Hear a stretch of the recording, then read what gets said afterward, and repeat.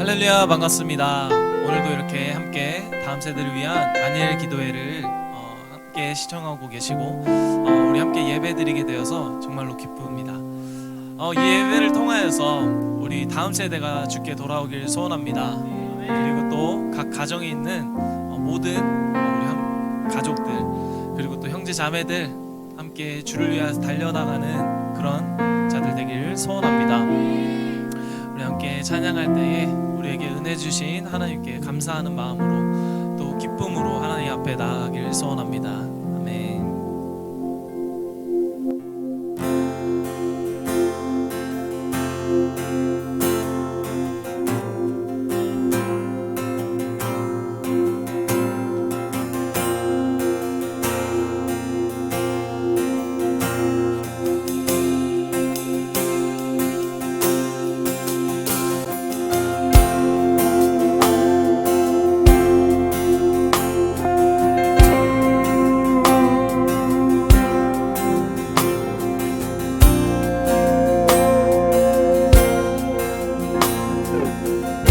함께 찬양합시다. 주 안에 있는 나에게 단 근심이 있으랴. 십자가 밑에 나가 내 짐을 풀었네. 주 안에 있는 단 근심이 있으랴. 십자가 밑에 나가 내 짐을 풀었네. 주님을 찬송하면서 할렐루야 할렐루야. 내 앞길 멀고 험해도 나 주님만 따라가리. 처음부터 찬양합시다. 주 안에 있는 나에게 난 근심이 있으랴. 십자가 밑에 나가 내 짐을 풀어. 그 두려움이 변하여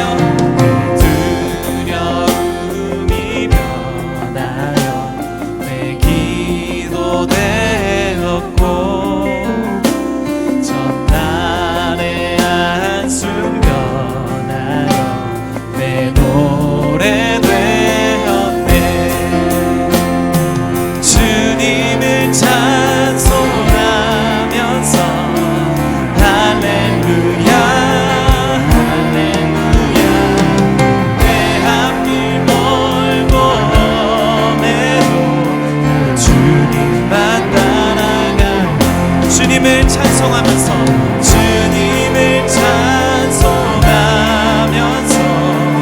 할렐루야 할렐루야. 내 앞길 멀고 험해도 주님만 따라가리. 내 주는 자비하셔서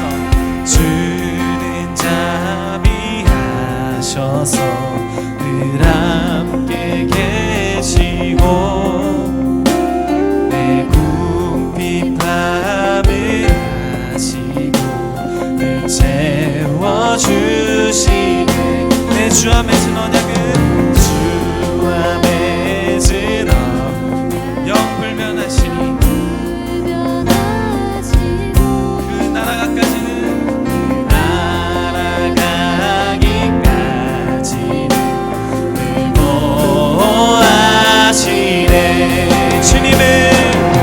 주님을 찬송하면서 할렐루야 할렐루야.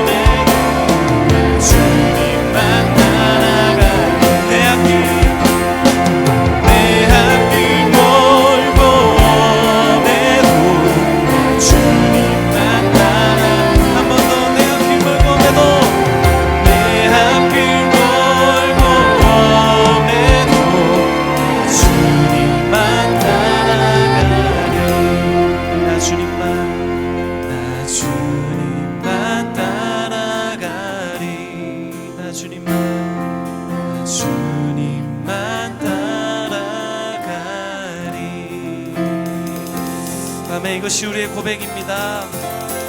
언제 어디서나 주님만을 따를 것입니다. 내 앞길 멀고 험해도 주님만을 따를 것입니다. 할렐루야. 아멘. 모든 영광 주님께 받으시옵소서. 아멘.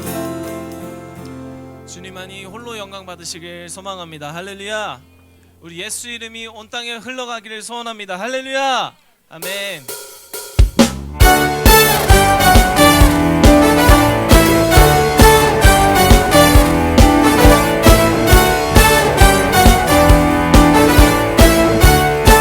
찬양합니다. 예수 이름이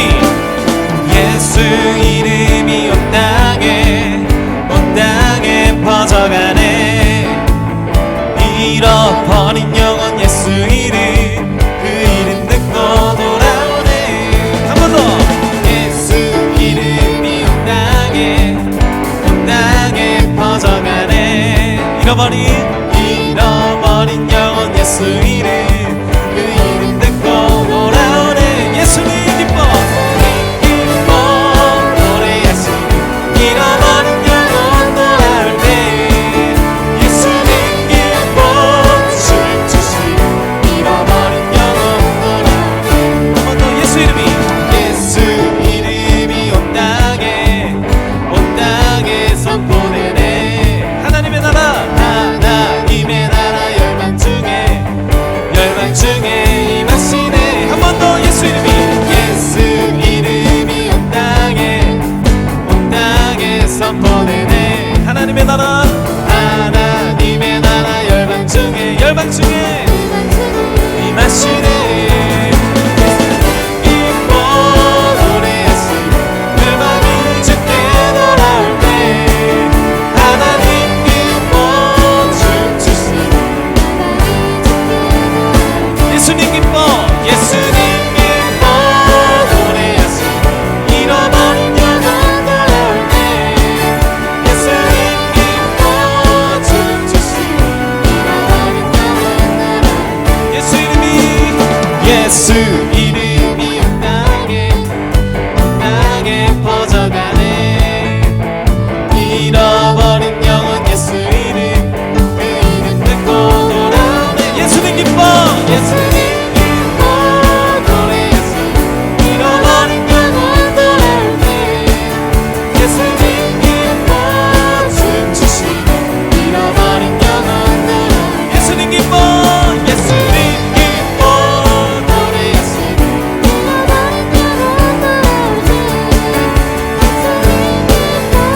춤추시니 잃어버린 영혼 돌아올 때. 잃어버린 영혼 마지막으로 잃어버린 영혼 돌아올 때. 아멘. 예수님 기뻐 노래하시리 잃어버린 영혼 돌아올 때. 예수님 기뻐 춤추시리 잃어버린 영혼 돌아올 때. 하나님 기뻐 노래하시리 열방이 주께 돌아올 때.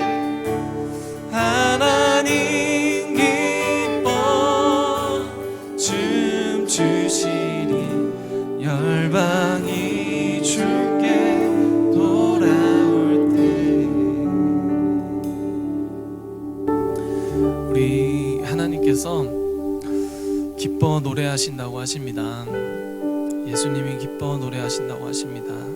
잃어버린 영혼이 주께 돌아올 때, 잃어버린 그 열방이 주님께 돌아올 때 우리 하나님께서 기뻐 춤을 추신다고 하십니다.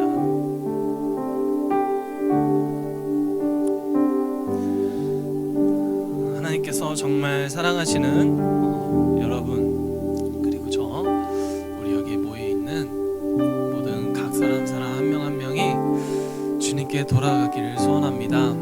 날마다 예수 그 십자가의 사랑에 그 그 사랑을 묵상하며 그 은혜로 감사함으로 내가 서 있는 그곳에서 주님께 예배드리며 하나님과 교제하는 저와 여러분들 되기를 소원합니다. 이 방금 고백했던 이 찬양의 가사를 반대로 생각하신다면은 하나님이 우리 예수님이 너무 슬퍼하실 거예요. 그 잃어버린 영혼들 때문에.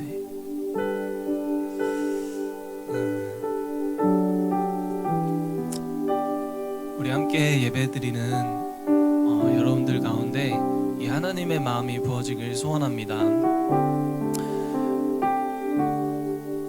우리 함께 방송으로 예배드리고 계신 분들 중에 부모님의 자리에 있으신 분들이 계실 거라고 믿어요. 자식들이 있을 거예요. 저도 저희 어머니가 참 저를 위해서 많이 기도해 주셨는데 지금 생각하면 너무 고맙습니다. 혹여나 자식을 위해서 기도하고 계시는 우리 어머니 아버님들 함께 더 갈망하는 마음으로 자녀들을 위해서 기도하고 그리고 같은 세대인 다음 세대를 위해서 기도해 주셨으면 좋겠습니다. 우리 함께 이 찬양으로 하나님께 고백하며 나아가길 소원합니다.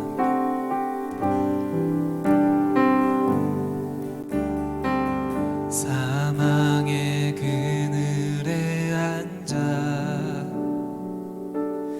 죽어가는 나의 백성들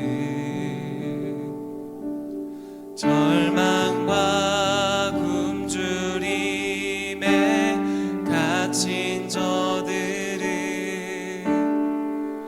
내 마음에 오랜 슬픔 고통의 멍에에 매여 울고 있는 나의 자녀들 나는 이제 일어나 저들의 멍에를 꺾고 눈물 씻기기 원하는데 누가 내게 부르짖어 저들을 구원케 할까 누가 나를 위해 가서 나의 사랑을 전할까 나는 이제 보기 원하네 나의 자녀들 살아나는 그날 기쁜 찬송 소리 하늘에 웃음소리 온 땅 가득한 그날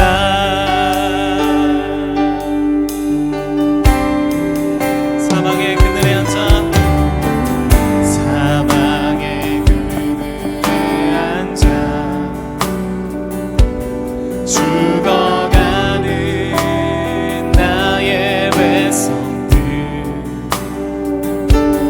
절망과 굶주림에 갇힌 저들을 내 마음에 오랜 슬픔 고통의 멍에에 매여 울고 있는 나의 자녀들 나는 이제 일어나 저들의 멍에를 꺾고 눈물 씻기기 원하는데 누가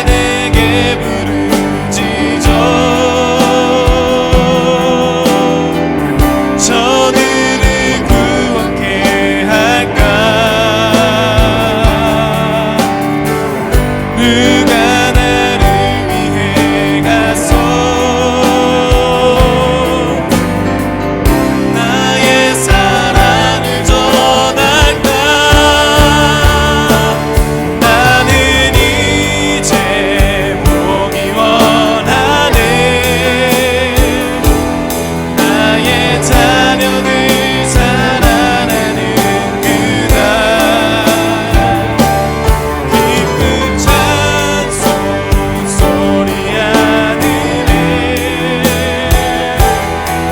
웃음소리로 난 가득한 그날 누가 내게 부르짖어 누가 내게 부르짖어 저들을 구원케 할까. 누가 나를 위해 가서 나의 사랑을 전할까. 나는 이제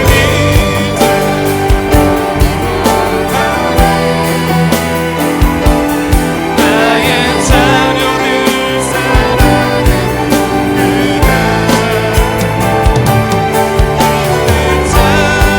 찬송 소리 하늘에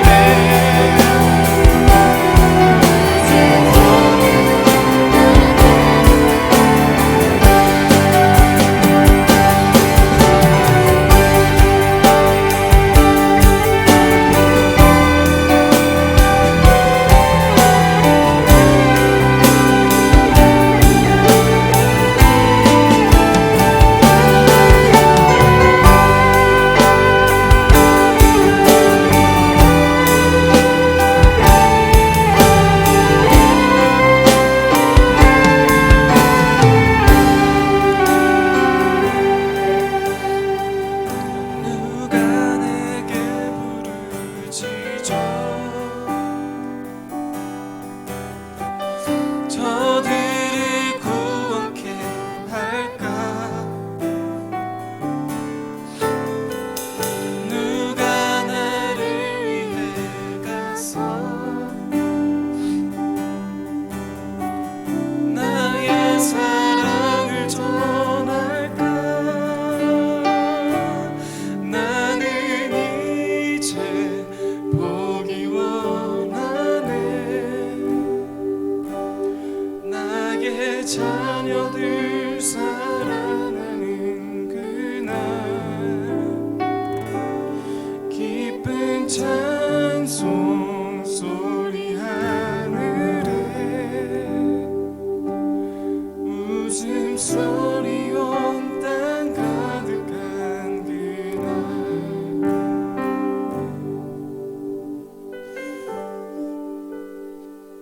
주님, 우리가 보기 원합니다. 주께서 찾으시는 그 영혼들이 살아나는 그날 보길 소원합니다. 온 땅이 주를 찬송하는 그 소리로 가득하는 것을 우리가 보길 소원합니다. 하나님, 지금도 죽어가고 있는 다음 세대들 기억하여 주시옵소서. 주님, 우리가 기도하겠습니다. 주께 예배하며 나아가겠습니다. 주의 복음 들고 나아가겠습니다. 주여, 우리를 사용하여 주시옵소서. 나의 기도를 사용하여 주시옵소서. 이 시간 주님께 동성으로 함께 기도합시다. 하나님, 나를 사용하여 주시옵소서. 내가 주를 위하여서 달려가겠습니다 하며 우리 함께 결단하며 고백하였으면 좋겠습니다. 주여, 한번 부르짖고 함께 기도하겠습니다. 기도하시겠습니다. 주여.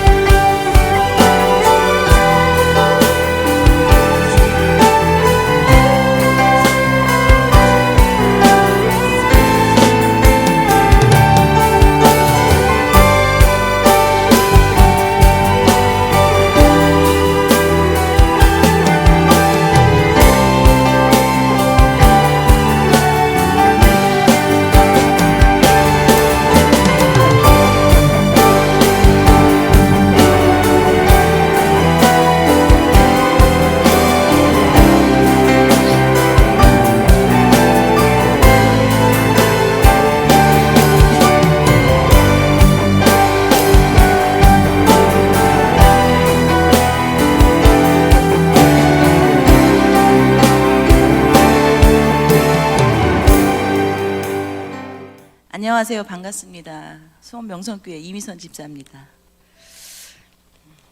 떨리네요. 그래도 이 자리를 허락하신 하나님께 감사드리고요. 제가 작년 11월에 이제 큰 수술을 했어요. 건강이 안 좋아서 주일 예배도 거의 한 달을 빠졌던 것 같아요. 뭐 입원해 있고 뭐 치료하고 하느라고. 근데 이제 저희 딸이 이제 저희 교회 이제 다이 청년부예요. 근데 이제 교회에서 이제 에듀 콘서트를 한다고 해서 본인이 참석을 한 거예요. 근데 이제 그 참석을 하면서 첫 번째 참석했을 때는 그렇게 큰 느낌은 없었대요. 근데 두 번째 참석할 때 기대는 안 했지만 그래도 시간이 되니까 한번 본인이 참석을 했다가 마음에 감동이 왔는지 그 IM에서 하는 영어 캠프가 있어요. 3주 동안 청년들이 하는 캠프인데 저한테 그러는 거예요. 엄마, 토익 캠프를 가야 되겠대요. 그래서 괜찮지 뭐 영어도 배우고. 그러더니 이제 아빠한테 이제 뭐 80만 원을 입금하라고 해서 아빠가 저한테 물어보는 거예요. 거기 어때? 괜찮아? 이상한 데 아니야? 이렇게 물어보더라고요. 그래서 제가 괜찮아, 토익 캠프야. 그리고 우리 교회에서 애들 콘서트도 하고 했던 데니까 믿고 보낼 수 있어. 이러면서 이제 그 토익 캠프를 보냈어요. 나중에 알고 보니까 그 뭐 캠프라는 게 아이들이 스스로 가는 아이들은 유진이밖에 없었더라고요. 저희 딸밖에. 다른 애들은 엄마들이 가라고 하고 뭐 용돈 준다고 막 이렇게 보냈다는데 저희 딸은 혼자 스스로 이제 토익 캠프를 참석을 하게 됐어요. 근데 얘가 이제 가는 날 도착을 했는데 전화 연결이 안 되는 거예요. 핸드폰이 꺼져 있다 하고 분명히 대전역에서 엄마 대전역 도착했어라고 했는데 그 다음부터 얘가 IM 선교회를 갔는지 어떻게 됐는지 연락 자체가 안 되는 거예요. 그래서 저희 남편이 화가 났어요. 그래서 거기 대전 IM 전화해가지고 거기 이단 아니냐고 막 소리를 지르고 저희 딸 이제 예배 중이라고 했더니 바꾸라고 막 소리를 지르셔가지고 이제 저희 딸을 바꿔줘서 아빠 이런 곳이야 이제 이렇게 얘기를 했는데 3일째 지나는 날 저희 딸이 이제 가족톡에 카톡을 보냈어요. 엄마, 나 엄청난 걸 배우고 있어. 근데 그 말이 저한테는 굉장히 충격이었어요. 저도 이제 뭐 수술을 하고 이제 예배도 좀 못 드리는 상황이고 이제 몸도 마음도 조금 약해져 있는 상황인데 얘가 엄청난 걸 배우고 있다라고 하니까 이게 뭐지? 그런 생각이 들더라고요. 그러면서 우리 교회에서 이제 부모 학교를 한다는 거예요. 근데 이런 마음이 들더라고요. 그러게 얘가 엄청난 걸 배우고 집에 왔을 때 그럼 나는 어떻게 해줘야 될까? 그게 자신이 사실은 없더라고요. 그래서 나도 부모 교육을 한번 들어봐야 되겠다. 왜? 우리 딸이 왔을 때 그 믿음을 지켜갈 수 있게끔. 그러니까 저도 모태신앙은 아니에요. 저희 집안은 원래 이제 불교 집안인데 저도 이제 고등학교 때 이제 미션 스쿨을 가면서 제가 이제 하나님을 만나게 됐어요. 그러면서 이제 그때 고등학교 때 이제 만났던 하나님이 지금까지 나의 삶의 이제 주인이 되시고 어떤 어려운 환경이 있어도 그것을 이제 감당하고 이겨낼 수 있는 그런 믿음이 되더라고요. 그래서 저희 딸이 그렇게 엄청난 걸 배우고 하나님을 만났을 때 얘가 평생 어떤 상황에서도 하나님을 의지하고 갈 수 있겠구나 이제 그런 믿음이 있었습니다. 그리고 나서 이제 3주가 끝나면서 저희 딸이 또 이제 카톡방에 가족톡에 이제 이렇게 보내는 거예요. 나 내일 집에 갈 거야. 복음 들을 준비하고 있어. 라고 카톡이 오니까 아빠가 거기다 이제 답장을 했어요. 뭐라고 했냐면 너 복음 전할 거면 아빠 오늘 회식이야. 이렇게 보냈어. 그리고 오빠는 오빠도 약속 있어. 그렇게 또 이제 단톡에 난리가 난 거예요. 이제 그때 이제 저한테 느껴지는 게 이제 영적 전쟁이 시작이구나. 저희 남편도 하나님을 믿고 저희 아들도 하나님을 믿지만 영적 전쟁이 시작이구나. 이제 저희 딸이 왔어요. 그러면서 이제 아빠 쫓아다니면서 얘기하고 오빠 쫓아다니면서 얘기하고 그러면서 이제 뭐 재밌기도 하고 뭐 슬프기도 하고 우프다라고 하잖아요. 이제 그런 일들이 이제 저희 가정에서 이제 일어나게 됐습니다. 근데 저는 이제 부모 학교를 하면서 저의 믿음을 다시 돌아보는 시간이 됐어요. 저도 고등학교 1학년 때부터 하나님을 믿었지만 정말 나의 삶의 주인 되시죠. 그리고 하나님이 사랑인 거 알고 다 알지만 구체적으로 하나님이 나에 대한 계획이 어떤 건지, 그 다음에 이 성경을 통해서 하나님이 나에게 주시는 언약, 이런 부분들을 구체적으로 배워갈 수 있어서 너무 좋은 시간이었고요. 저희 아들은 24살이고 저희 딸은 22살이에요 다 키웠죠. 저도 아이들을. 굳이 부모 교육이 나한테 필요할까? 필요하지 않다고 생각했어요. 그 이런 교육이 애들 다 컸는데 뭐 굳이 뭐 나한테 필요한가? 근데 이렇게 보면 저희 아들은 하나님을 믿는다고 하지만 제가 볼 때는 되게 연약해요. 그리고 저희 딸은 하나님을 만나서 성령이 충만해요. 이 둘을 참 딱 섞어서 나누면 좋겠는데 그게 안 되잖아, 그렇죠? 그게 안 되잖아요. 그래서 우리 딸을 보면 하나님께 정말 감사한데 우리 아들을 보면 마음이 아프더라고요. 그래서 지금도 24살이지만 제가 부모 교육에서 배웠던 거 이런 것들을 저희 아들과 한 가지씩 하루에 한 가지씩 하면서 저희 아들의 믿음이 성장하는 거를 봐요. 그러면서 굉장히 감사한 마음을 갖고 있고요. 제가 저희 교회에 제가 2000년 10월 등록이거든요.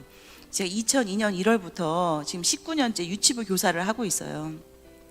여기 계신 분들이 제가 보니까 아이들이 어린 부모님도 계시고 자녀들이 다 성장하신 분들도 계시거든요. 그럼 굳이 내가 이 콘서트를 내가 왜 들어야 돼? 이러신 분들 많으실 거예요. 왜냐하면 저도 그랬으니까. 네.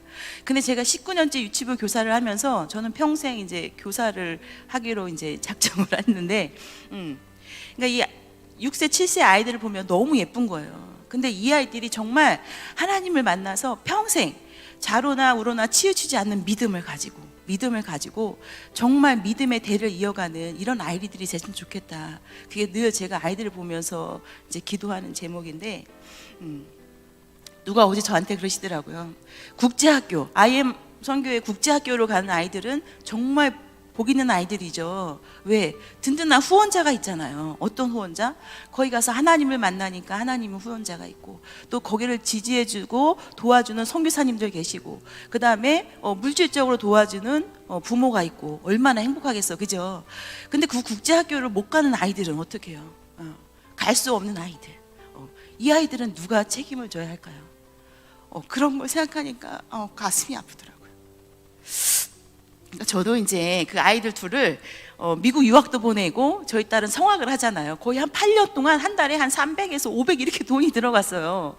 저희 남편이 이 IM을 다녀온 저희 딸을 보면서 하는 말이 뭐냐면, 우리 아이들이 어렸을 때 진작에 IM을 알았으면 거길 보냈을 텐데, 그러면 비용도 저렴하고 아이들이 믿음으로 잘 크지 않았을까? 이런 얘기를 하시더라고요. 근데 갈 수 있는 아이들은 너무 축복이 있지만 그렇지 않은 아이들이 우리 교회 안에도 있고요, 교회 밖에도 있거든요. 그러니까 예수님도 이 땅에 뭘로 왔어요? 선교사로 오셨잖아. 선교사로, 그죠? 구원자시지만 선교사로 오셨다는 거죠. 그러니까 우리는 우리 삶 속에서 우리가 선교사라고 하는 그런 사명을 절대 잊어서는 안 된다. 그런 생각을 한번 해봤습니다. 네, 죄송합니다. 어제 이제 마이클 선교사님이 말씀하시는 중에 가슴이 뛴다 이 얘기를 하시더라고요. 제가 가장 좋아하는 말이 뭐냐면 다시 가슴이 뛴다거든요. 다시 가슴이 뛴다. 어제 그래서 제가 선교사님 그 말씀을 들으면서 저도 직장을 다녀요. 아침에 집에서 7시에 나가서 집에 들어오면 7시 반, 8시 되거든요. 그러면서 제가 부모 학교도 교육을 받았고, 그 다음에 CBUP 강의도 들어요. 근데 아직까지 뭐 건강이 썩 좋거나 한 것도 아닌데, 정말 내가 이런 교육들을 통해서 하나님을 다시 한번 더 뜨겁게 만나고, 그 다음에 내가 이런 교육을 들으면서 이 정말 하나님을 알지 못하는 이 영혼, 아이든 그 다음에 어른이든 다음 세대든 기성세대든 가리지 않고 이 영혼을 사랑할 수 있는 마음이 생긴다라고 하는 게 정말 가슴이 뛴다, 이런 생각을 합니다. 여러분들도 이런 컨퍼런스 통해서 다시 가슴 뛰는 그런 믿음의 선배들이 됐으면 좋겠고요. 저희 딸이 지금 이제 코로나 때문에 온라인 강의를 듣고 있어요. 그래서 지금 저한테 그러더라고. 엄마, 온라인 강의인데 어떻게 할까?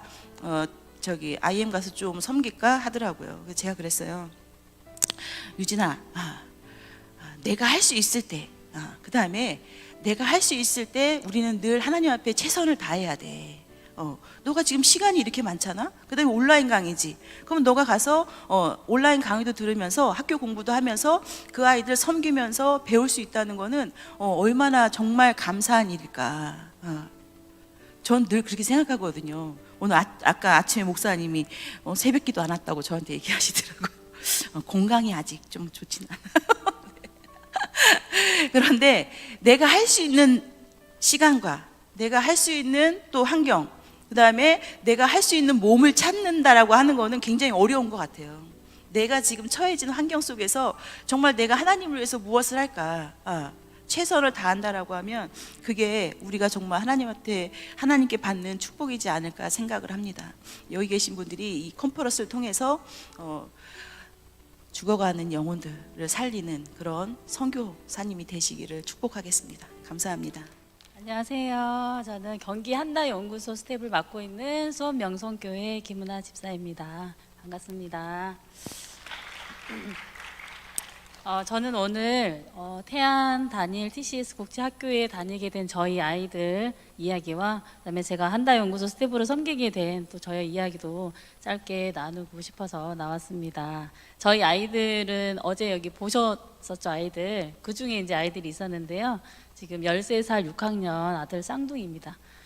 아이들이 한 7살 정도 됐을 때 제가 이제 기도를 하고 있는데 기도 중에 하나님께서 아이들을 말씀으로 양육하라고 신명기 6장 6절 7절의 말씀을 주시면서 이렇게 음성으로 말씀을 주셨어요. 그래서 알겠다고는 했는데 잘 실행을 하지 못했어요. 왜냐하면 제가 이제 핑계를 댔어요. 저는 회사를 다니고 있었는데 그때는 회사 다녀서 시간이 없어요. 그래서 미루고 계속 그거를 하지 못하고 있었던 거예요. 그리고 이제 제가 이제 아동부 교사를 하고 있는데 저희랑 같은 반을 맡고 있는 좀 연배가 있으신 아동부 선생님들 3분이 계셨는데 그분들이 저를 보면서 늘 하는 얘기가 있었어요. 그분들은 자녀들이 다 장성을 했고 저는 아이들이 아직 어리니까 저에게 늘 하는 말이 아이들이 어렸을 때 말씀으로 키워야 된다고 하시는 거예요. 왜냐면 그분들은 아이들이 다 컸는데 지금 어렸을 때는 교회 가자 그러면 교회 가고 철야예배 가자면 따라오고 그렇게 해서 아이들이 잘 크고 있는 줄 알았는데 나중에 중고등학생 되면서 아이들이 믿음이 없어지고 지금 다 청년들이 됐는데 하나님을 떠나고 믿음 생활을 하지 않고 있는 그런 모습 보면서 내가 다른 아이들 지금 교육한다고 이렇게 하고 있으면서 우리 아이들을 이렇게 믿음으로 키우지 못했던 거 왜 그러나 이렇게 생각을 해보면서 어렸을 때 내가 말씀으로 키우지 않았구나 아이들을 그 얘기를 하시면서 굉장히 마음 아파하시고 후회하는 모습을 자주 이렇게 보여주셨어요. 그래서 그런 얘기를 들으면서 또다시 저는 그래 아이들 말씀으로 키워야지 라고 결단은 하는데 어떻게 해야 되는지 사실 제가 방법을 몰랐어요. 구체적으로 어떻게 해야 될까? 시간도 없는 핑계도 있었지만 회사를 그만두고 나서도 시간이 있었음에도 불구하고 방법을 잘 모르겠더라고요. 그래서 계속 그런 걸 차일피 미루고 몇 년 계속 흐르다가 저희 아이들이 이제 작년에 12살이 됐었죠. 그러다가 이제 그 마음에 그러니까 한 가지 계속 숙제가 남아있는 거죠. 하나님께서 이렇게 하고 하셨는데 아이들 키우라고 하셨는데 하지 못한 거에 대한 계속 부담감과 밀린 숙제를 안고 있는 듯한 그런 마음으로 계속 지내게 되다가 예수 복제소 캠프라고 IMS 선교에서 진행하는 그 캠프를 알게 되었어요. 그래서 그래 내가 아이들 이렇게 양육하지 못했는데 여기 센 곳에 보내서 한 방에 좀 내 숙제를 좀 해결해야 되겠다 그런 어떤 그런 해소를 하고 싶은 마음에 훈련을 보내게 되었어요. 그래서 3주간의 아이들의 캠프를 보내고 아이들이 마치고 집으로 돌아왔는데 아이들이 정말 놀랍게 성장해 있더라고요. 그래서 이제 첫날 가정 예배를 드리자 하고 했는데 아이들이 스스로 가정 예배를 인도하더라고요. 인도하고 말씀을 나누는데 그 말씀이 굉장히 깊이가 있어요. 그리고 그 말씀을 보는 시각, 시선 그런 것들이 굉장히 성장해 있어서 제가 깜짝 놀랐어요. 사실은 초등학교 아이들, 우리 아이 초딩이었는데 갑자기 고딩 애들이 앉아 있는 것 같은 그런 느낌. 그래서 정말 놀라웠고 아니 3주를 보냈는데 3주간에 무슨 일이 있었던 거야 예수복제소 캠프에서 그런 생각을 제가 이제 하게 되었어요.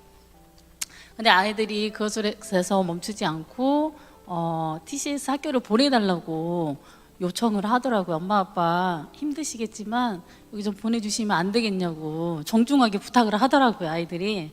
그래서 아이들이 또 TCS 국제학교까지 입학을 해서 그렇게 다니게 되었습니다.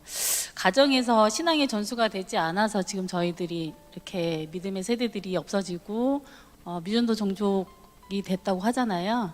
저처럼 이렇게 신앙의 전수를 해야 된다는 생각을 했는데 어떻게 해야 될지 몰라서 막막해 하시고 방법을 모르시는 분들이 굉장히 많이 있으시더라고요. 그래서 그분들에게 이런 구체적인 방법들을 알려줄 수 있는 길이 있고 방법이 있다는 걸 아까 마이크 조 선교사님도 말씀하셨지만 저희 교회에서도 부모 학교가 열렸었죠. 6주간의 교육을 통해서 교육을 받았는데 받고 나서도 조금 뭔가 아쉽고 조금 더 있었으면 좋겠다 했는데 이제 마침 온라인 과정이 또 12주로 개설이 돼서 저희 지금 남편이 듣고 있는데 아침마다 그 식사를 하면서 그 이제 출근하기 전에 그걸 들으면서 저도 옆에서 같이 듣게 되는데 너무 좋고 이제 아빠가 이제 너무 이런 진짜 이런 다 받아야 된다 이거는 부모님들이면 이거 다 받아야 된다 이렇게 굉장히 좋아하시고 만족해하고 있습니다.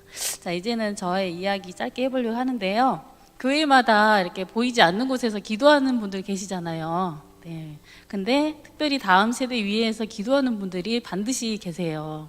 그래서 저희 처음에 이 IM 선교회에서 마이클 선교사님 오시고 저희 교회와 조인되어서 뭐 에듀 콘서트, 부모 학교 뭐 이런 것들 시작하게 되면서 제가 이제 생각나는 분들이 있었는데 그분들이 누구냐면은 다음 세대 위해서 기도하시는 분들이 제가 알고 계시는 분들이 계셨어요. 그래서 3-4명의 분들이 3년간 매일같이 모여가지고 목이 쉬어가라 이렇게 기도를 하신 걸 제가 알고 있거든요. 그래서 이분들이 오셨을 때에 그분들이 생각났어요. 그래서 그분들이 그렇게 기도하더니 그렇게 목이 쉬어가면서 기도하시더니 하나님이 이렇게 응답해 주셨구나. 우리 교회 다음 세대 살리려고 이렇게 보내주셨구나 하는 그런 생각을 제가 하게 되었습니다.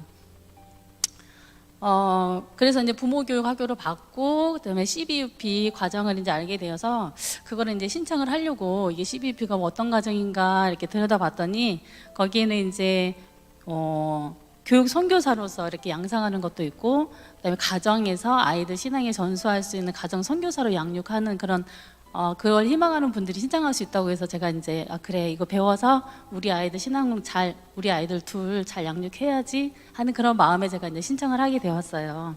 그때까지는 다음 세대에 대해서 이렇게 구체적인 마음이 있진 않았거든요. 근데 그러면서 이제 이걸 신청하면서 제가 이제 꿈을 꾸는데 사단이 이렇게 저를 공격하더라고요. 다음 세대 사역 얼마나 힘든데 그거 할 거냐고 꿈에서 그래요. 저를 막 괴롭히고 두려움을 갖게 하고 이거 하면 이런 어려움 저런 어려움 이런 것들이 있는데 그래도 할 거냐고 제가 막 꿈에서 두려워하면서 그래 이거 하지 말까 갈등을 하면서 이렇게 고민하는데 마지막에는 제가 아니야 해야지 다음 세대 살리는 일이면 해야지 하면서 이렇게 다 이렇게 승리하는 그런 모습이 있더라고요. 그래서 IM 선교회 그런 12주간의 CBUP 교육을 받으면서 그 교육을 받으면 받을수록 다음 세대에 대한 그 마음이 많이 하나님께서 부어주시더라고요. 그리고 이제 그러다가 제가 이제 IM 선교회 영상들이 많은데 그중에 이제 또라이라고 그래요.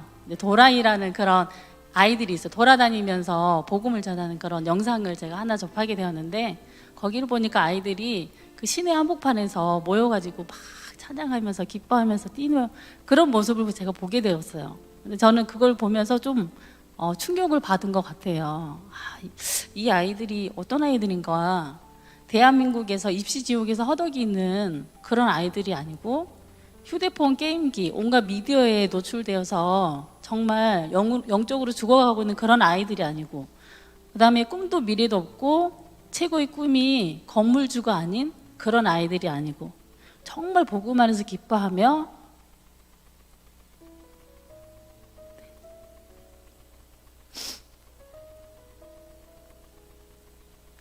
그런 아이들 영상을 보면서 우리 교회 아이들 이렇게 됐으면 좋겠다 그런 생각을 제가 이제 하게 됐어요.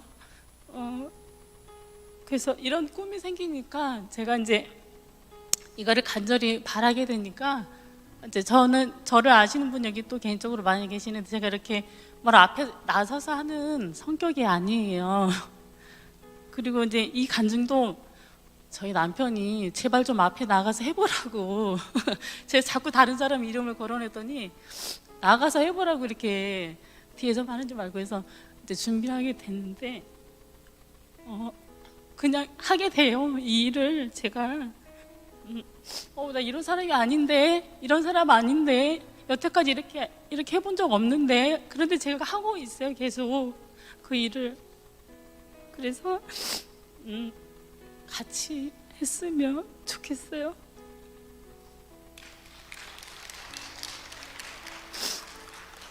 여기 목사님들 많이 오셨는데 같이 했으면 좋을 것 같아요. 네, 감사합니다. 안녕하세요. 전 권사님이 아니고요, 집사예요. 그리고 저기 뒤에서 숨어서 절대로 이 자리에 설 수 없다고 숨어 있었는데 기어이 불러내시네요. 이런 자리에 서니까 진짜 새롭네요. 사실 마이크 잡는 거 진짜 싫어하는 사람이고, 제 남편은 마이크를 잡으면 신이 나는 사람인데 이 시간이 참 그립네요. 남편을 붙잡아 둘 걸.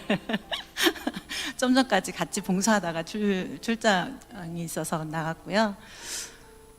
저는 아이 넷을 둔 다둥이 엄마예요. 초등학교 동창이 그러더라고요. 네가 어찌 넷을 낳냐고. 그래서 넷을 어찌 하다 낳았다고 그랬는데, 30이 된 첫째 아이하고 지금 18살 된 늦둥이 넷째 아이, 그리고 셋째가 이제, 사실은 제가 간증을 준비도 안 했고요. 우리 김은아 집사님처럼 간증을 미루면서 제가 누군가를 시키려고 하는 상황이었었는데 전혀 상상도 안 해서 제가 어디부터 어떤 말을 해야 될지 행설설해도 이해해 주시기 바랍니다. 넷째가 이제 18살이고요. 넷째가 지금 IM을 통해서 필리핀에 그 IEM이라는 과정으로 고등학교 과정에 있어요. 그런데 이제 우리 부모님들께서 그 유학에 관한 궁금증이 있을 거라고 이제 그런 얘기를 하셔서 제가 이 자리에 나왔는데요. 셋째는 작년 8월에 샌프란시스코에 있는 주립대를 입학을 시켰어요. 근데 저 같은 경우는 다둥이다가 또 공립학교에서 그 교직생활을 하다 보니까 유학이라는 건 거의 생각도 안 하고 당연히 국내에 이제 입학시킬 거라고 생각을 하고 이제 국내 입시만을 생각했고요. 그리고 첫째가 30살이다 보니까 새로운 입시 변화에 대해서 별로 관심이 안 생기는 거예요. 그냥 공부하면, 실력이 있으면, 등급이 잘 나오면 거기에 맞게 학교는 가는 거야. 그러면서도 제가 명색의 교사이다 보니까 우리 아이들이 정말 이름 없는 대학을 보낸다는 것이 좀 부끄럽기도 한 것 같기도 하고요.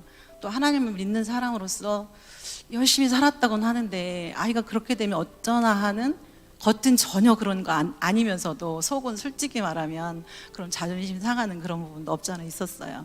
그런데 셋째가 그런 대로 공부를 해줘서, 그래 너 셋째는 그래도 엄마의 좀 체면을 지켜주나 보다 했더니 웬걸 이 녀석이 곧잘 공부하던 녀석이 이제 고등학교 가더니 딱 늘어지면서 핸드폰을 붙잡으면서 그때부터 이제 공부에 대한 별로 감이 없었는데, 지금 고백을 들어보니까 자기가 무엇을 어떻게 해야 될지 몰라서 공부를 열심히 할 수 없었다고 그러더라고요.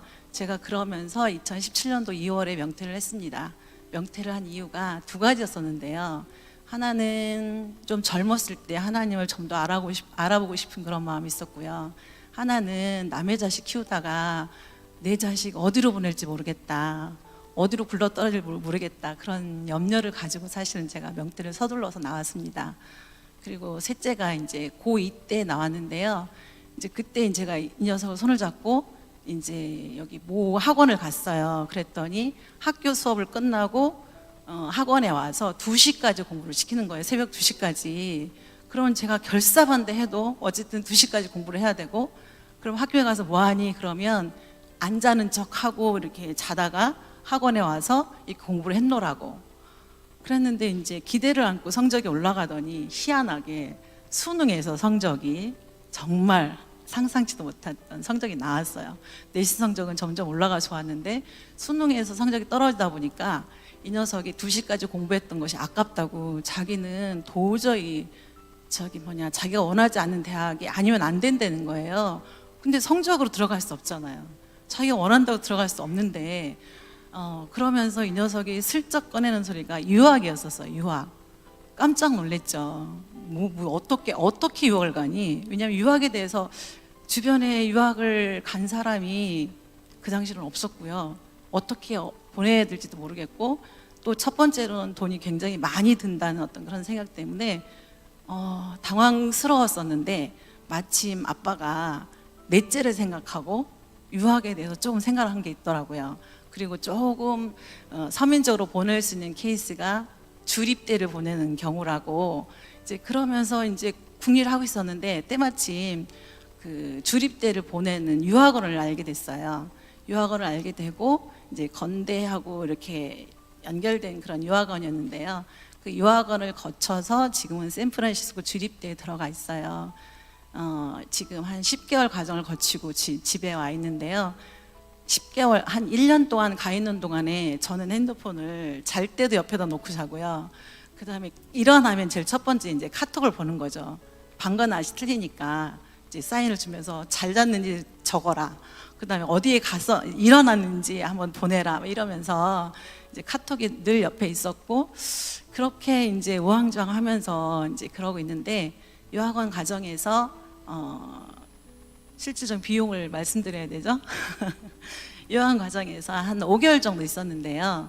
한 3천만 원의 돈이 들었어요. 이제 그 비용을 지금 생각해 보니까 너무 아까운데 그게 이제 입학 허가서를 받는 과정에 필요한 돈이었더라고요. 물론 이제 영어를 공부하는데 필요한 돈이면서 그 유학원에서 해줄 수 있었던 것이 제가 거기를 맡길 수밖에 없었던 게 주립되던 사립되던 뭔가 이제 통로를 알아야 되잖아요. 입학 건설을 어떻게 내고 또 어디 과정을 거쳐서 내야 되고 또 공부는 무엇이 필요하고 이게 이제 실제적으로 알아야 되는데 그거를 안내해 주기 때문에 그 방법 중에 쉬운 유학원을 선택을 한 거였었어요. 근데 거기에 드는 비용이 3천만 원이었고 거기에서 안내해 준 곳이 그래도 서민들이 보낼 수 있는 시립대. 이제 그래서 가게 됐는데요. 그러던 중에 이제 이 녀석을 보내면서 우리 넷째 지금 필리핀에 가 있는 준아가 이제 누나가 가는 걸 보면서 자기도 유학에 대해서 조금 생각하고 있었나 봐요. 근데 이 녀석 같은 경우는 공부하고는 담을 쌓은 녀석. 그러면서 이제 운동을 굉장히 좋아하고요. 밖에 친구들하고 논 걸 굉장히 좋아했는데 그래도 그 누나들이 공부하는 거라든지 교회에서 말씀 들으면서 인생에 대해서 공부하기 좀 고민하기 시작했던 때가 고1 때였던 것 같아요. 그리고 중3 때 선생님이 이 녀석의 어떤 한 작은 부분을 보셨는지 너는 유신고를 가라고. 이 녀석은 절대로 유신고를 안 가려고 했었거든요. 왜냐하면 좋아하는 친구들 다 뚝 떨어져 갖고 유신고를 간다는 생각은 상상도 못 했는데 중3 때 선생님이 계속 설득을 한 거였었어요. 너는 노는 친구들을 떨어져야 된다. 네가 그래도 가서 진지하게 공부할 수 있는 그런 분위기를 만들어 봐라. 그 시간을 꼭 가져야 된다는 권유를 들으면서 유신고를 갔는데요. 이 녀석이 유신고를 들어가자마자 한 5개월간을요 뭐 인상이 달라지는 거예요. 집에 오면 말도 안 하지, 밥도 안 먹지 막 이러고 있었는데 5개월 동안에 제가 정말 가슴을 졸이면서 아침에 등교시켜주고 데리고 오고 막 이런 과정이었었는데 마침 이제 그 11월 달에 전도 축제를 통해서 우리 마이클 선교사님을 영상을 통해서 알게 되고요. 이 녀석이 이제 영상을 보면서 그 마이클 선교사님이 말씀하시는 비전과 믿음과 어떤 유학에 대한 이야기를 듣고 깜짝 놀라요. 그때는 영상이 그때 그런 건 아니었네요. 그 다음 주에 선교사님을 이제 초청을 해서 청년들한테 중고등부 예배 시간하고 청년 예배 시간에 지금 얘기하고 있는 유학 코스에 대한 이야기를 하신 거예요. 비전에 대한 제시를 하신 거예요. 근데 이 녀석이 어느 순간에 어떤 생각이 들었냐면 이 생각이 드는 거예요. 누나는 지금 돈을 많이 드는데 저분이 말하는 저 캠프에 가면 저 학교에 들어가면 돈이 적게 든다고? 이러면서 여기에 관심을 가졌던 거고요. 그러면서 이제 고등학교 다니면서 본인이 정말 막막했던 어떤 비전이라든지 이런 믿음 부분에서 뭔가 이렇게 생각하는 감동이 있었나 봐요. 그러면서 작년 12월 달 말에 기말고사 거의 이제 종업식 일주일 전에 이제 그런 얘기를 하길래 저희가 발빠르게 이제 대전 본부에 있는 본부에 가서 상담도 해보고 그때는 이제 마이클 선교사님하고 저희 교회는 거의 관련도 없었고요. 저희 부부가 막 뛰어간 거예요. 도대체 어떻게 해서 이렇게 또 유학 코스를 밟을 수 있냐고. 근데 유학이라는 것보다는 실은 아이들한테 주시는 그 비전 제시가 참 좋았고요. 그런 중에 아이들한테 꿈을 줄 수 있는 어떤 새로운 변화, 도전을 줄 수 있는 이거를 제시하시는 게 좋아서 찾아갔는데 이 녀석이 찾아간과 동시에 잣대서를 내버린 거예요. 저희는 오히려 더 깜짝 놀랐죠. 잣대서를 내? 왜? 그랬더니 자기가 여기에 적을 두고 있으면 자기 마음에 품었던 그런 것을 흐지부지 될 것 같다고 잣대서를 내겠다고. 이제 그러면서 잣대서를 냈는데요. 그때 이제 이 녀석이 벌써 좀 넷째잖아요. 부모들은 나이가 들어가고 그런 중에 제일 첫 번째 계산했던 것이 경제적이었던 것 같아요. 경제적인 것도 같고 그다음에 이제 누나가 유학을 어떻게 가야 될지 막 힘들어하고 막 전화하는 그런 과정들을 다 들었었는데 여기 우리 마이크 선생님 말씀하시는 거기에서 유학 코스는 되게 쉽게 들려졌고 그 다음에 많은 걸 책임져 준다는 어떤 그런 그 생각을 나름 개선을 하고 그렇게 잣대서를 털컥 냈고요. 오히려 저희는 이제 약간 두근두근했지만 그 당시에 이제 클라라 선교사님 이런 말씀을 하셨어요. 공립학교에서 그렇게 마음 놓고 키우실 수 있겠냐고. 그 말에 도전이 돼서 그냥 아이의 의견을 존중해줬고요. 그러면서 이제 비교를 해보니까 저희 아이하고 저희 아이가 처음 갈 때 정말 어떻게 시작해야 될지 모르는 첫 번째 하고 그다음에 두 번째는 경제적인 부담이 사실 만만치 않거든요. 근데 이제 이 IM 선교사 이 IM 유학 코스를 통해서는 일단은 길이 보여요. 지금 이 녀석도 한 말이 지금 기억이 나는데 너는 IM을 어떻게 생각하니? 그렇게 물어봤나 봐요. 그랬더니 IM은 저의 길이었습니다. 이렇게 표현을 했대요. 근데 이제 유학을 할 수 있는 뚜렷한 어떤 길을 좀 제시해 줄 수 있고요. 그다음에 제일 좋은 거는 저렴한 비용으로 정말 마음이 있고 뜻이 있고 또 도전할 수 있는 그런 믿음이 있다면 누구나가 시작해 볼 수 있는 그런 케이스가 되는 것 같습니다. 제가 자세한 건 이 시간에 다 말씀드릴 수 없고요. 궁금하신 건 특히나 유학에 대해서 궁금하신 건요.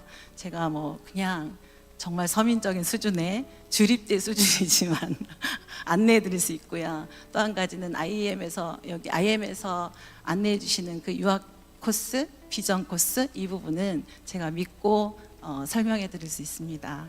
죄송합니다.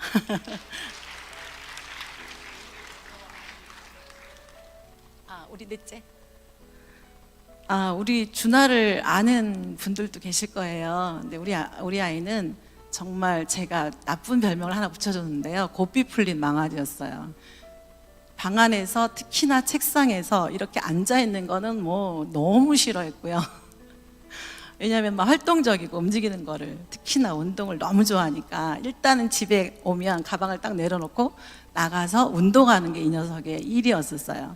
그런데 저는 이제 그리고 축구 선수가 꿈이었었는데 아이가 언제까지나 그럴 수 없잖아요. 놀기만 할 수 없으니까 가슴이 탔는데 이 녀석이 이제 그렇게 그 유신고등학교를 거쳐서 거기에서 엉덩이 붙이고 앉아 있는 아이들을 보면서 도전을 받은 거였었던 거고요. 이제 그러면서 이 녀석이 이제 그런 감동 가운데 결단을 갔는데 지금은 지난주에 이제 통화를 하다 보니까 뭐라 그러냐면 엄마 내가 7권의 책을 읽었어요. 그런 말을 하길래 네가 책을 읽었어? 그것도 7권이나? 그런 말이었고요. 그다음에 영어가 이제 유학이나 아니면 지금 현재 입학에서 굉장히 필수인데요. 이 녀석이 영어 공부를 안 한 건 아닌데 그렇다고 집중적으로 할 수는 없는 그런 학습 습관을 가지고 있었어요. 그런데 이 녀석이 가가지고 제가 기억으로는 처음 테스트 본 토익 점수가 한 400점 정도? 거의 바닥이죠. 그러다가 한 2달 정도 공부하고 나서 650점 정도 성적이 올랐다고 굉장히 뿌듯해 하더라고요. 그래서 저는 이제 토익 점수의 개념이 없었는데 어쨌든 2달 동안에 공부를 하는 능력이 별로 없었던, 공부에 별 재미가 없었던 녀석이 2달 동안에 가서 공부를 어떻게 했는지 해봤더니 우리 안소란 집사님이 저한테 간접적으로 전해주더라고요. 사실 저도 이제 한 3월 말 정도에 거기를 간절히 가고 싶었으나 코로나 때문에 못 갔는데 덕분에 그래도 우리 송태석 목사님이 한번 가주셨고 그다음에 안소란 집사님이 갔었는데 아이가 새벽에도 일어나서 공부를 한다는 거예요. 그것도 이제 졸면서 이제 엎어져 있다가 제가 상상할 수 없는 모습이었거든요. 공부를 하다 보면 10분만 있으면은 공부를 하긴 해야 되는데, 물론 이제 그 유신고에 가면서 아이가 약간의 차를 들면서 학원도 다니곤 했지만 집에 와서는 책상에 앉아 있는 건 정말 싫어했던 아이거든요. 그런데 그 속에 가서 어떤 비전과 믿음과 어떤 훈련을 통해서 아이가 변화된 모습이 가장 감사했고요. 제가 걱정은 살짝 되지만 집안에서 매일 이렇게 보면서 이 아이를 근심하고 이 아이에 대해서, 장래에 대해서 안타까워하는 그런 것 대신에 제가 지금 하는 일은 우리 마이클 성교사 IM에서 하고 있는 이런 과정들을 공부하면서 제가 에너지는 부족하지만 뒤에서 저는 울타리 같은 그런 역할로 우리 젊은 학부모님들을 도와주는 그런 역할을 하겠노라고 하면서 그렇게 근심 걱정 대신에 하고 있습니다. 부모 대안학교 남편분이 하고 계시죠? 네, 그 변화가, 가족의 변화는 어떻게 됐나요? 그 가족의 지금 전체적인 변화. 네. 저희 남편은요, 그 가르치는 걸 굉장히 좋아하는 사람이기도 해요. 특히 밖에 나와서 모든 사람들하고 만나서 얘기하는 걸 좋아하는데요. 가장 큰 약점이 뭐였냐면 집에 와서는 아이들한테 그냥 두는 거예요. 그냥 두는 거예요. 아이들이 잘하면 칭찬을 하겠지만 관심이 없는 게 아니라 아이들이 공부를 안 하고 좀 뭐라고 좀 훈계를 해줬으면 좋겠는데 훈계를 안 하고 이제 엄마가 너무 지나쳐서 그랬는지 모르겠지만 그냥 지켜보는 것이 제가 제일 답답했었는데, 이번 부모 대안학교 이제 온라인 하면서 뭐라 그러냐면 내가 이걸 진작에 공부했으면 얼마나 좋았을까, 그런 얘기를 첫 번째 하고요. 지금은 딸들이 자고 있는 방을 똑똑 치고 들어가서 일어나, 지금 잘 때가 아니야 이러면서 제가 했던 그런 이야기들을, 잔소리들을 아빠가 하고 있다는 게 가장 큰 변화예요. 그리고 이제 그 가정 예배를 드렸다가 안 드렸다가, 물론 전에도 그렇긴 했었지만 지금은 일주일에 한 번 딸들을 데려다 놓고 앉아라, 아빠가 할 일은 이거야, 말씀을 가르치고 예배 드리는 거니까 우리 같이 예배 드려야 돼, 이러면서 실제적으로 해주는 게 너무, 제가 20년 동안 뭐라 했거든요. 실은 남편한테, 자녀들한테 좀 훈계 좀 해라.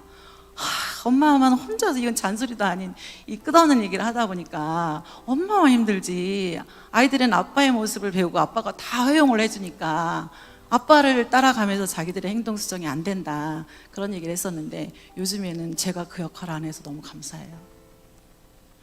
감사합니다. 여기 있는 부모님들한테 권하고 싶은 것은, CBP나 뭐 부모 대안학교를 왜 권하고 싶은지. 제가 거의 25년, 기간은 30년 동안 교직 생활 있으면서 아까 어떤 권사님께서 난 아이들하고 더 이상 이런 얘기를 하시더라고요. 근데 저도 사실 그랬어요. 저도 여기 교회에 오면서 그 초등부에 아니면 교사로 했으면 좋겠다고 하는데 제가 거절했었거든요. 제가 30년 동안 아이들하고 시달린 게 어딘데 나 진짜 더 그 아이들하고 있으면서 마음고생하고 싶지 않다, 이제 그러면서 초등부나 아무튼 이 교사 역할을 안 하고 있었어요. 그런데 제가 IM을 어찌할 수 없이 겪었잖아요. 만나고 싶었던 게 아니라 교회에 와서 감동을 주셨고, 감동을 주면서 지금 기억에 제가 가슴이 쿵 하고 있었거든요. 저 마이클 선교사님의 간증을 들으면서 제가 사실 깜짝 놀랐어요. 저런 분이 다 있나? 이제 그랬었고, 솔직히 저는 우리 명성께서 숨어서 신앙생활하고 싶은 마음이 사실 간절하죠. 드러나서 어떤 일을 하고 싶지 않다는 게 아직도 있을 만큼 저 안에 상처가 있었는데요. 그 부모 대안학교, 부모학교, CBUP, 또 뭐 있었죠? 영어 영단기, 그거를 제가 지금 다 하고 있어요. 영단기는 지금 세 번, 그러니까 석 달을 하고 있었고, 영어 공부를 이 나이에 시작한다는 게 사실은 쉽지 않았거든요. 하고 싶지 않았어요, 공부를. 제가 중고등학교 때 정말 질릴 정도로 한 게 공부였고, 또 지금은 이제 매여 있던 곳에서 자유롭게 이제 돌아다니고 여행도 다니고 싶고 놀고 싶고, 더군다나 막둥이까지 멀리 보냈으니 제가 얼마나 자유롭고 싶겠어요. 12년간을 육아를 했는데 넷째를 낳으면서. 근데 영단기를 하다 보니까 영어 해볼만 하겠다. 영어 하다 보면 뭔가가 새로운 어떤 도전이 되겠다, 재미있다, 이런 생각이 들었고요. 그래서 영단기도 권해드리고 싶어요. 제가 첫 번째 딸에 갔더니요, 80 먹으신 그 할아버지 같으신 분이 오셨어요. 물론 그분은 첫 번째만 참석하셨죠. 근데 그때 보면서 제가 충격적이었거든요. 훨씬 먹은 분이 오셔서 이 자리에 영어를 배우다니. 그러고서 이제 그 다음 때를 이제 찾아봤는데 코로나 때문에 그러신지 실제적으로 오프라인을 겸하고 있는데요. 저기 김병환 권사님이랑 같이 지금 석 달째 이제 2박 3일 쫓아다녔는데 재미있어갖고 제가 주변에 막 알리면서 우리 딸들한테도 알리고 또 이제 그 지인들한테 알리면서 영어 공부하러 가자고 권하고 있는데요. 우리 성도님들께도 영단기도 권해드리고 싶고요. 그 다음에 제일 아까 얘기했던 거 부모 학교 있어요. 온라인, 오프라인도 있고요. 근데 그것도 참 좋아요. 왜냐하면 집에 와서 남편이 공부를 하고요. 그 TV도 물론 많이 본 건 아니지만 가끔 보다가 지금은 책을 읽느라고 정신이 없어요. 책을 읽고 옳고 그리고 이제 가끔 아까 말씀드린 것처럼 제가 해야 됐던 잔소리들을 남편이 하고 있다라는 게 제가 30년 기다렸던 그런 역할이 아니었나 그런 생각이 들고요.